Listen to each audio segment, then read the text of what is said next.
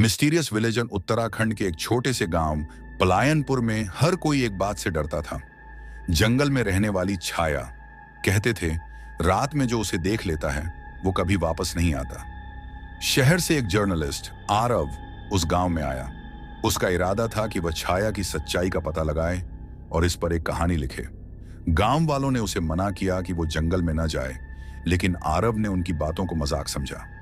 एक रात आरव ने अपने कैमरा और टॉर्च के साथ जंगल में कदम रखा। जैसे जैसे वो अंदर गया, जंगल और डरावना लगता गया। अचानक उसे लगा कि कोई उसे देख रहा है। पीछे मुड़कर देखा पर कुछ नहीं था। थोड़ा और आगे बढ़ने पर उसे एक पुरानी झोपड़ी दिखी। झोपड़ी के अंदर एक बूढ़ा आदमी बैठा था। उसने आरव से कहा, तुम यहां नहीं आना चाहिए था। छाया ने तुम्हें देख लिया है।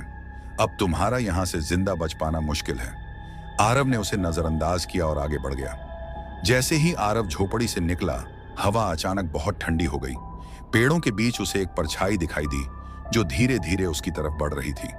उसने टॉर्च उस पर डाली, लेकिन परछाई गायब हो गई।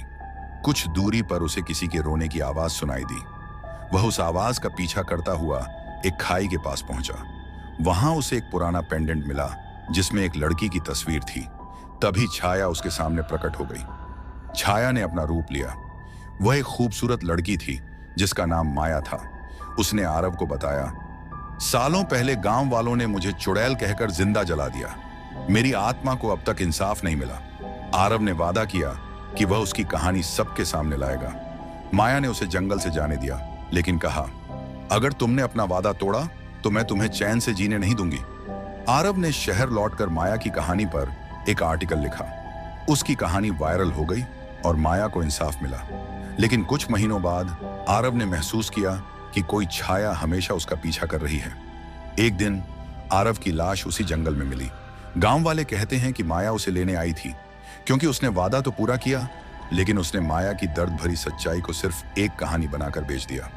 कुछ कहानियां केवल सुनने के लिए नहीं होती, उनका सम्मान करना जरूरी है।